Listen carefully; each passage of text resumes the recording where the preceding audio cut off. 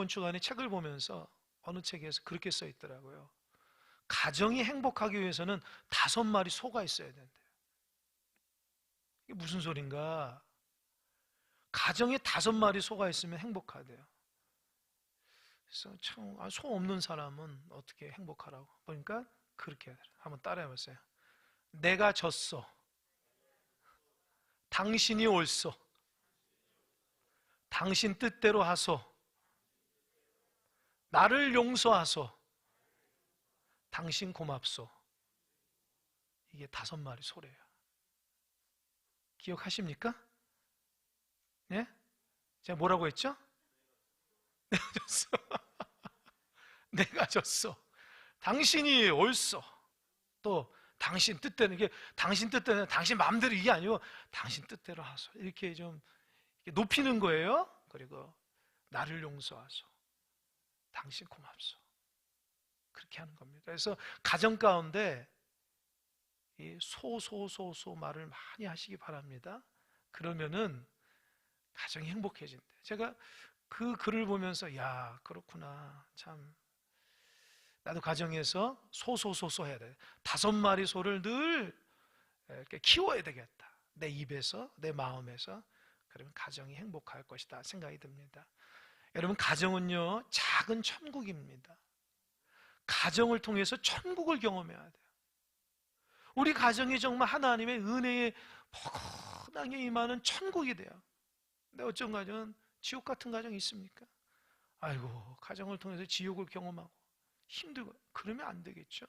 가정을 통해서 천국을 경험하는, 하나님이 거하시는 그 아름답고 복된 가정이 될 수 있도록 여러분 함께 노력해야 됩니다. 어제 금요일 날, 토요일이죠. 어제 새벽 기도할 때에 그 얘기했잖아요. 아가서에 작은 여우를 잡으라고. 이 작은 여우가 뭔지 알죠? 설교 들으신 분 알죠? 포도원을 망치는, 이 포도원이 가정이거든요. 그러니까 포도원을 망가뜨리는 작은 여우를 함께 잡아야 돼요. 그러니까 가정 가운데 하나 되지 못하고, 가정 가운데 은혜스럽지 못하고, 가정 가운데 화목하지 못하고, 이런 것들을 잘 노력해서 아름다운 천국을 이뤄 나가야 됩니다. 가정이 천국이 돼야지 우리 자녀들의 마음에도 천국 같은 마음이 임하는 것입니다. 그래서 가정을 위해서 소중하게 여러분 노력하시기 바랍니다. 가정이기 때문에 사실 가정마다 다 문제 없는 가정 없어요. 또 그래서 그 가정의 문제를 다 남에게 얘기하지도 못하는 부분도 많습니다. 그러나 여하튼 하나님께서 가정을 세워 주셨다는 거예요. 그 가정을 세워서 아름답게 하나님의 뜻대로 세워져 나가야 됩니다. 제가 어제도 얘기했지만 부모 되기가 쉽지만 부모 노릇하는 거 쉽지 않아요. 부부가 되는 건 쉽지만 부부 노릇하는 거 쉽지 않습니다. 꼭 기억하시기 바랍니다. 노력과 헌신이 없으면 아름다운 가정, 또 복된 부모, 복된 자녀가 될 수 없다는 거예요. 노력을 하셔야 됩니다. 오늘 본문의 말씀은 이 고넬료라는 사람입니다. 제가 말씀을 준비하면서 성경에 좀 이렇게 아름다운 가정의 이야기들이 있는데 왜 고넬료를 택했냐면 1절에 보니까 그는 이달리아 부대의 백부장이라는 거예요. 이방이에요, 이방인. 그러니까 이방인인데 2절에 보니까 완전히 느낌이 달라요. 여러분, 유대인들의 입장에서 이방인은요 저주받아 마땅한 거예요. 하나님을 모르거든요. 하나님의 언약의 백성이 아니고 축복이 예약되는 백성이 아닙니다. 그들은 그들이 믿는 신 때문에 저주받아 죽을 수밖에 없는 사람인데 그들이 어떻게 됐어요? 그 고넬료가 하나님을 만나서 2절 자막 한번 보여주시죠. 한번 읽어볼까요? 다 같이 시작.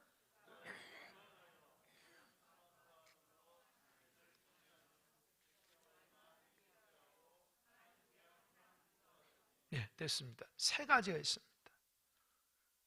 첫 번째, 그가 경건하여 온 지방과 더불어 하나님을 경외했대. 두 번째, 백성을 많이 구제했다. 세 번째, 그는 하나님께 항상 기도했다는 거예요. 여러분, 이 부분이 여러분 그냥 뭐 이렇게 읽어서 그냥 흘려보냈지 모르는 저에게는 굉장히 큰 감동이에요. 왜요?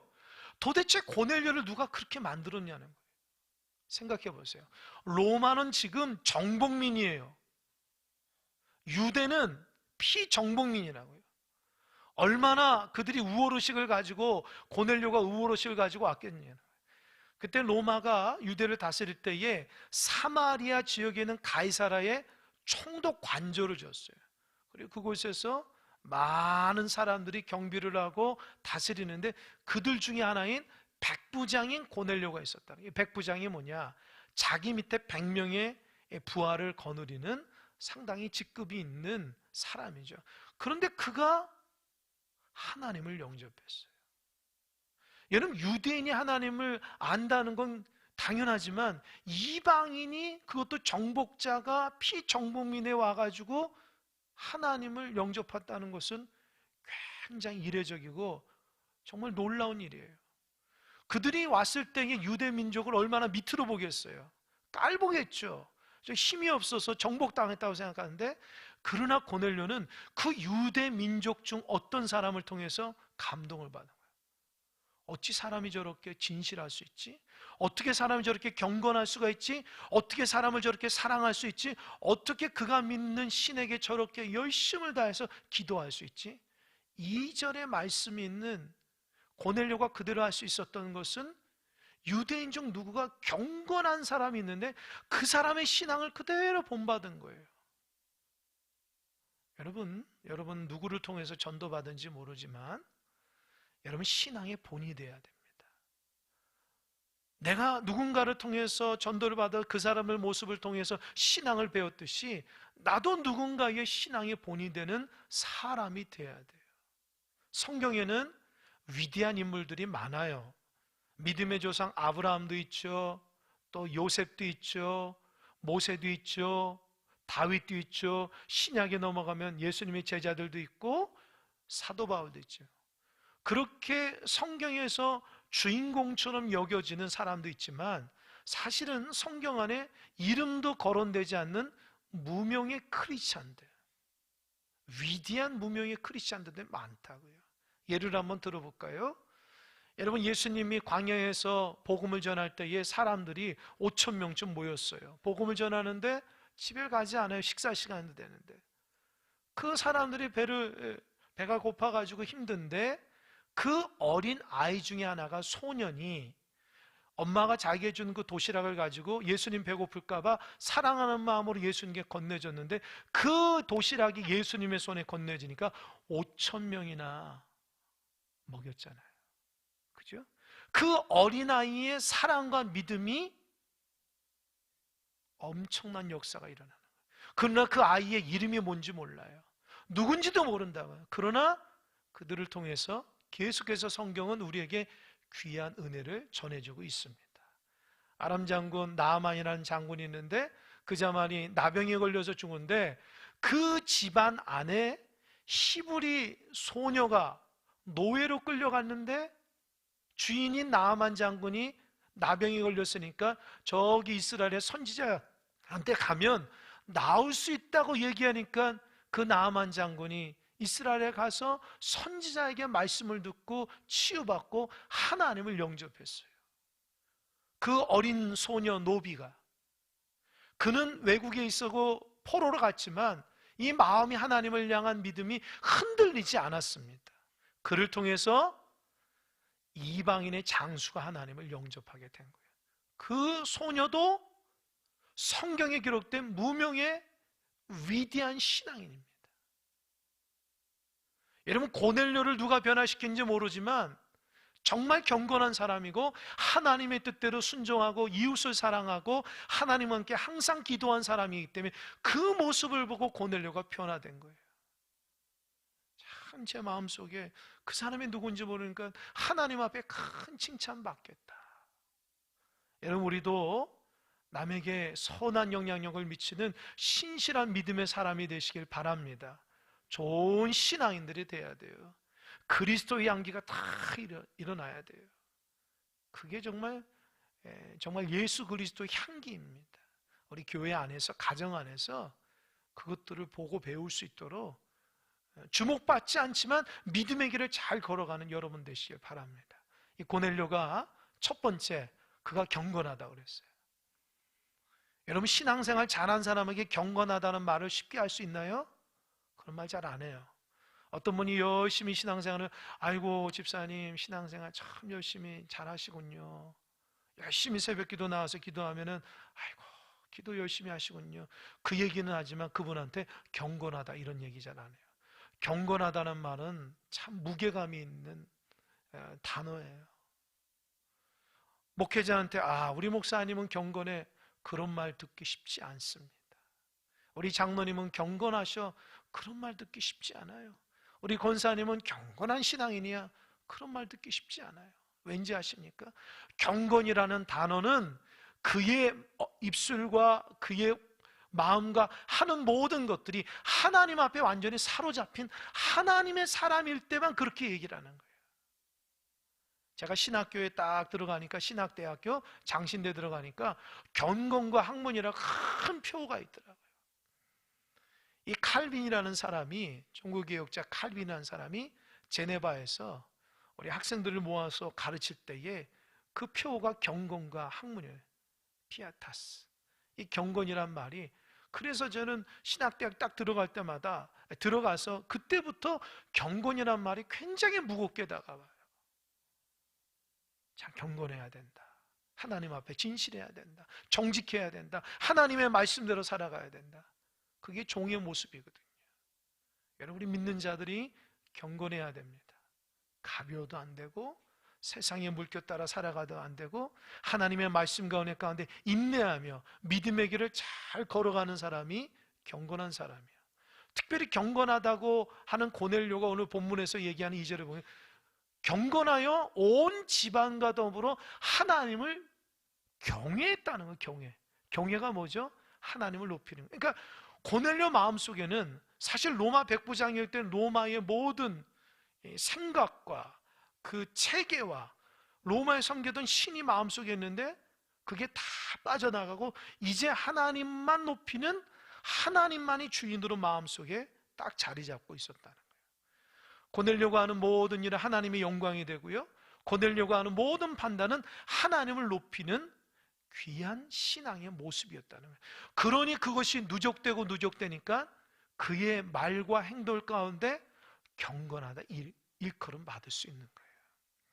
여러분, 경건한 신앙인들 되시기 바랍니다. 아멘. 신학 사조 중에 경건주의도 있어요. 경건주의.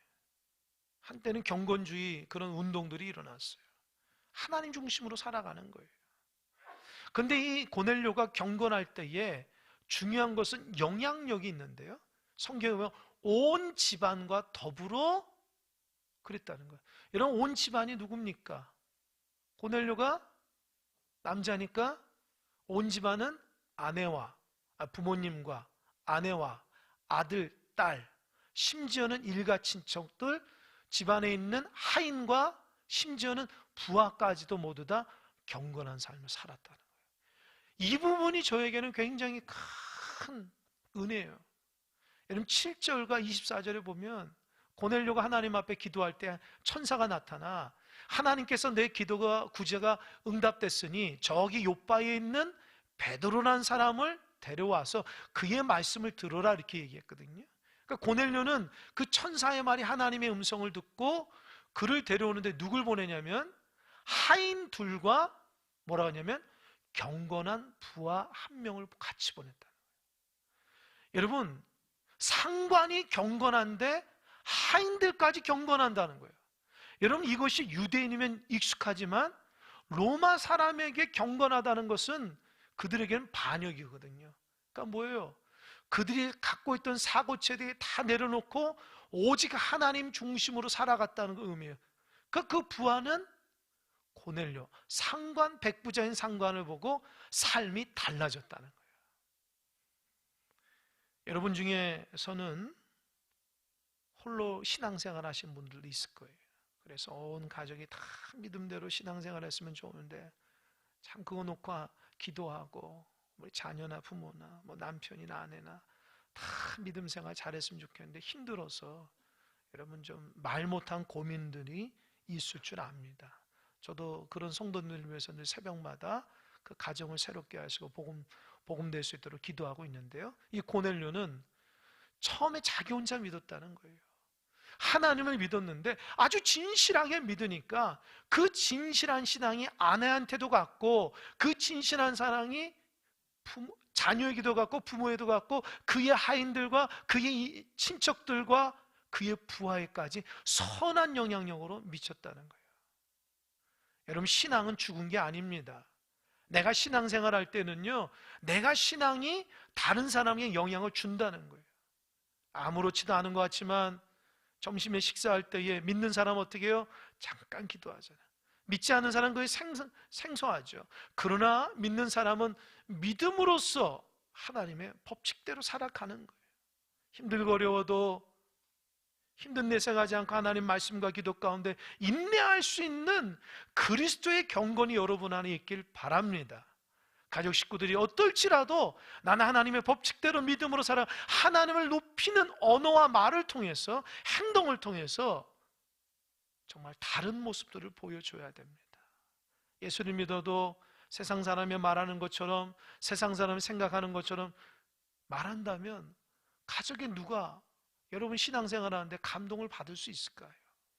여러분, 언어가 달라져야 되고요, 행동이 달라져야 되고요, 삶이 달라져야 돼요. 보는 것이 달라져야 돼요.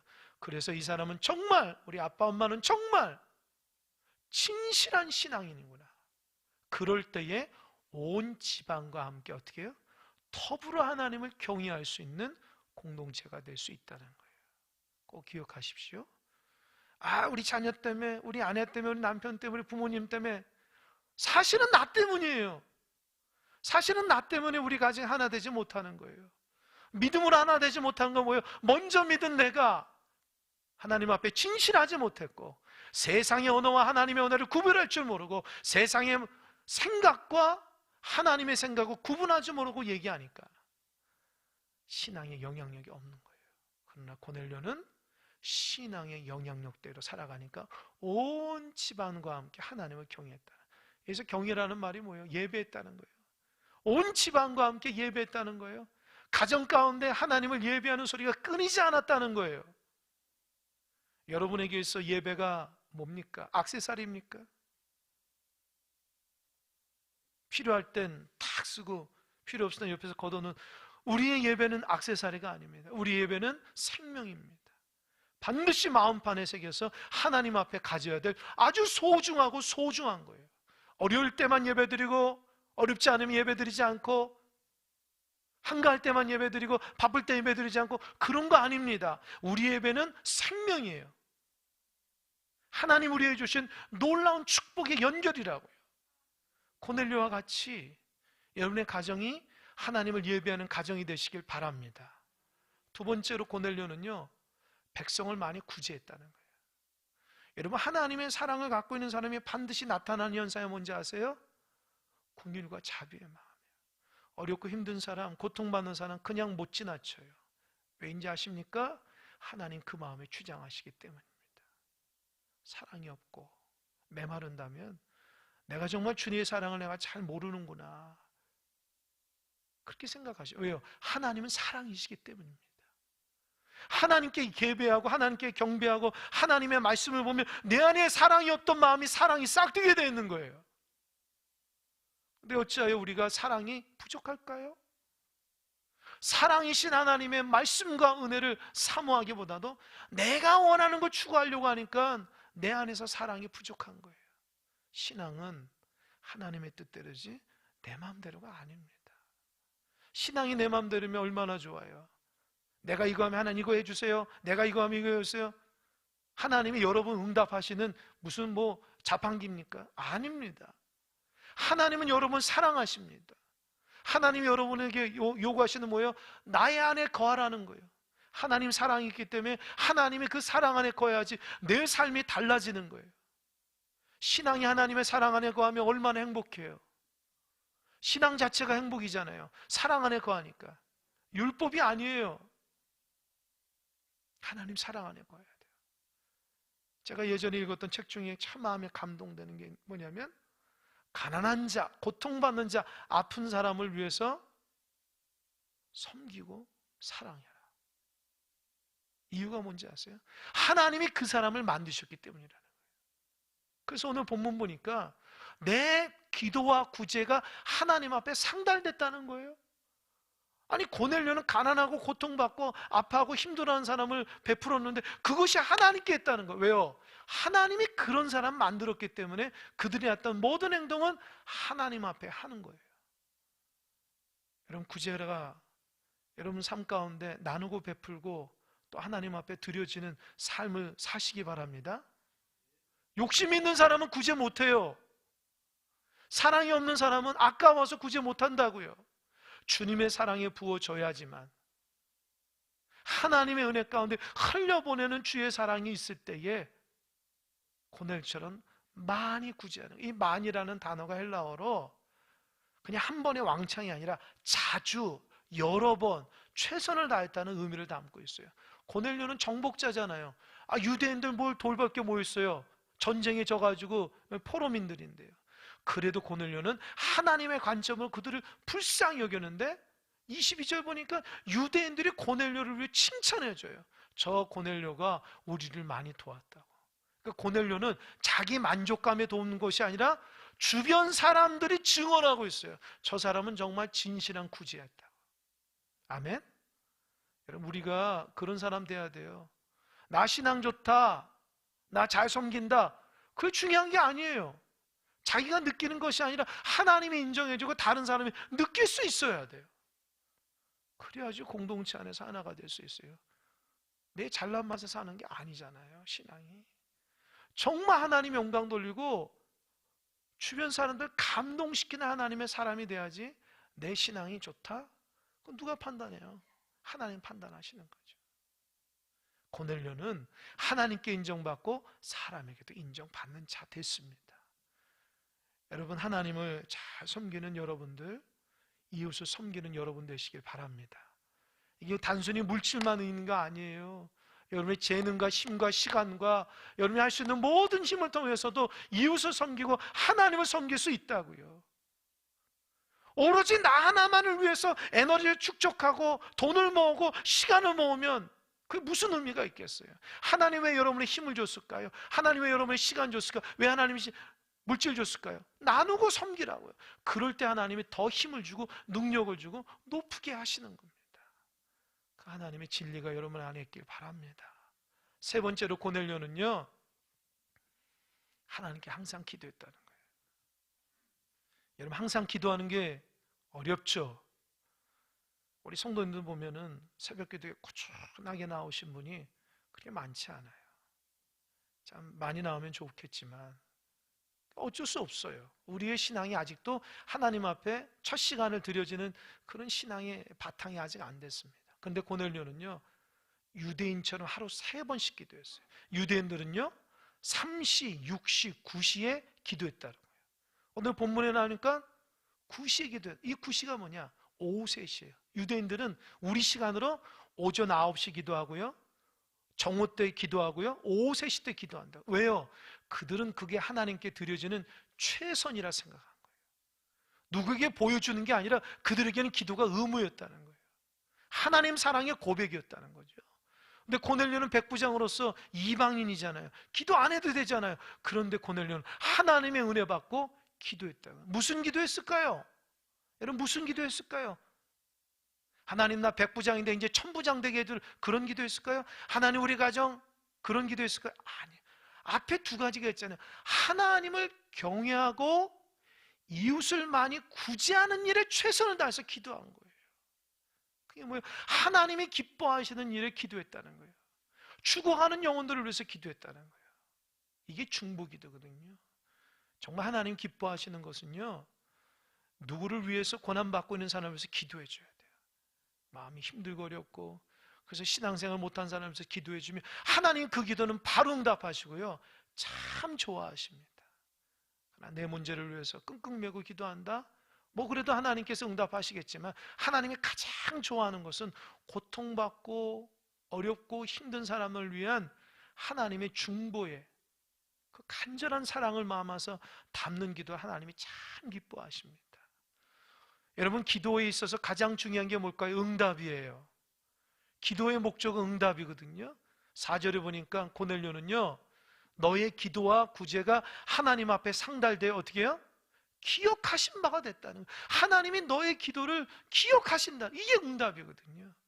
자, 제가 이 4절의 말씀 보면서 하나님, 저도 고넬료 같이 하나님 앞에 내 기도가 다 상달되고 기억되게 되더라. 저도 기도 제목이 많아요. 대부분의 기도 제목은 우리 큰사랑교회 여러분을 위한 기도 제목입니다. 내 기도 제목이 하나님 앞에 하나님 좀 응답해 달라고 얼마나 기도하는지 몰라요. 여러분이 저를 위해서 기도하는지 모르겠지만 저는 여러분을 위해서 간절함으로 기도합니다. 육신적으로 연약하면 연약한 사람을 위해서 기도해요. 방황하는 사람이면 방황하는 사람을 위해서 기도하고요. 가정이 힘들거리면 그 가정을 위해서 기도합니다. 왜요? 하나님이 자꾸 기도하게 하세요. 제 입에서 여러분의 한 사람 한 사람을 중보하게 한다고요. 종의 기도가 여러분의 가정 가운데 응답되는 역사가 있길 바랍니다. 아멘? 여러분, 저를 위해서 기도해 주세요. 여러분이 저를 위해서 기도하는 게 더 많잖아요. 내가 여러분 한 사람이지만 여러분 몇 사람입니까? 저를 위해서 기도해 줘요. 제가 하나님의 온전한 목회를 하고 하나님의 뜻을 전하고 바른 길, 부족한 연약해도 하나님의 영광을 돌렸어도 기도해 줄 수 있어야 돼요. 저는 정말 행복한 목회자는 그 교인들이 목회자를 위해서 기도할 때 그게 가장 행복한 거예요. 목회자가 뭘 먹고 삽니까? 밥 먹고 살아요? 아니에요. 성도들이 기도 먹고 살아가는 거예요. 목회자가 성령 충만하면 그 교회 성도들은 반드시 그 목사님에서 기도하는 교회예요. 목사님 은혜가 충만하면 반드시 그 성도가 기도한다고요. 제가 육신적으로 힘들고 성령 충만을 하면 누구 때문이에요? 여러분, 기도가 부족함일 수 있어요. 저도 제 문제를 위해서 기도하지만 여러분, 저를 위해서 기도하지 않으면 제가 힘들고 어려워질 수 있어요. 그러면 왜요? 제가 힘들고 어려워지면 어떻게 해요? 여러분, 은혜가 안 되잖아요. 그죠? 아멘? 목회자가 힘이 없는데 은혜 어떻게 받겠어요? 목회자가 성령 충만하지 않는데 교회 와서 은혜 받을 마음이 있겠어요? 그러니까 여러분은 목회자를 위해서 기도할 책임이 있는 거예요. 그냥 목사님 딱 세워놓고 목사님 알아서 하십시오. 아닙니다. 여러분, 저를 위해서 기도해 주셔야 되고 하나님의 교회를 위해서 애쓰고 수고해 주셔야 됩니다. 왜요? 우리는 하나의 공동체이기 때문입니다. 아멘? 고넬료는 기도한 사람이었어요. 하나님 상달됐는데 그 기도가 어땠죠?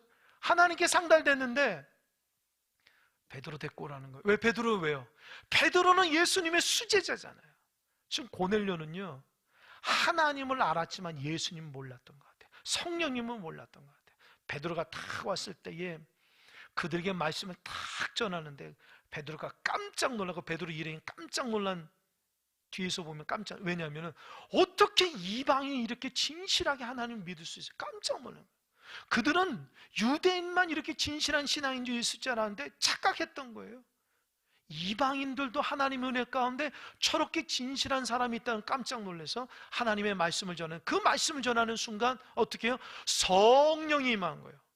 그래서 이 사도행전 10장은요, 여러분, 사도행전 2장에 마가의 다락방에서 무엇이 임했죠? 성령이 임했죠. 사도행전 10장은요, 고넬료 집안에 성령이 임했어요. 사도행전 2장에는요, 유대인을 향한 성령 충만이었고, 이 사도행전 10장은 이방인을 향한 성령의 충만함이에요. 할렐루야.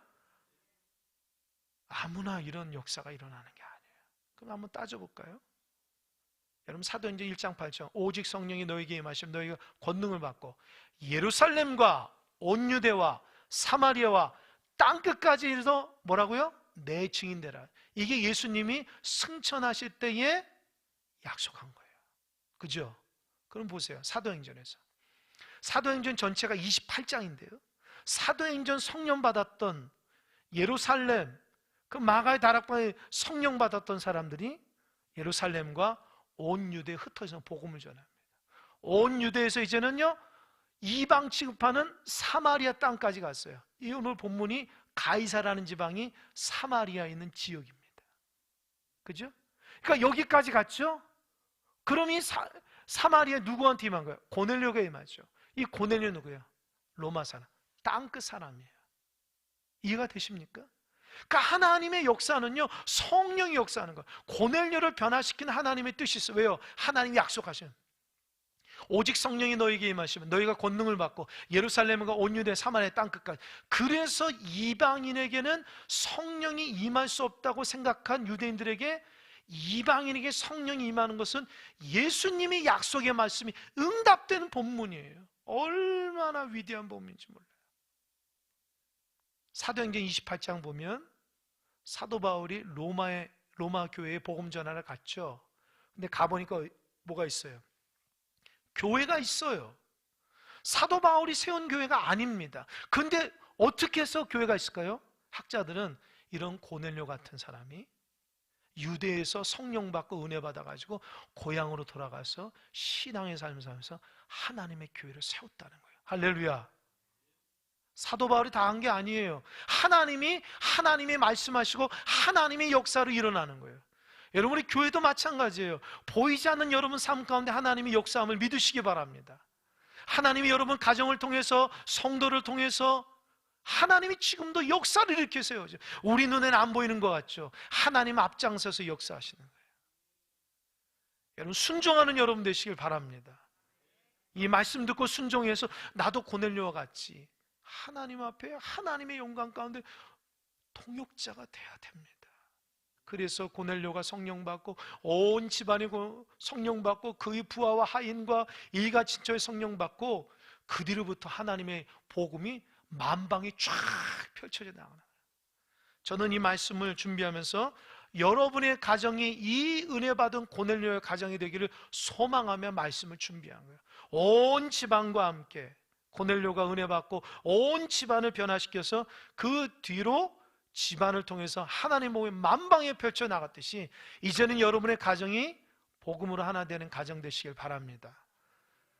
가정이 힘들고 어렵고 예수 믿지도 않고 다 자녀와 부부가 또 부모와 자녀가 마음이 한 마음에 안 되고 신앙생활 안 되고 힘들고 어려운 가정이 있는 줄 알아요. 그러나 이 본문 붙잡고 기도하십시오. 하나님, 우리 고넬료 가정 되게 하시고 온 집안과 더불어 하나님을 경외하는 믿음의 가정 되게 해달라고. 그러면 하나님께서 그렇게 역사할 줄 믿으시기 바랍니다. 아멘. 기도하겠습니다.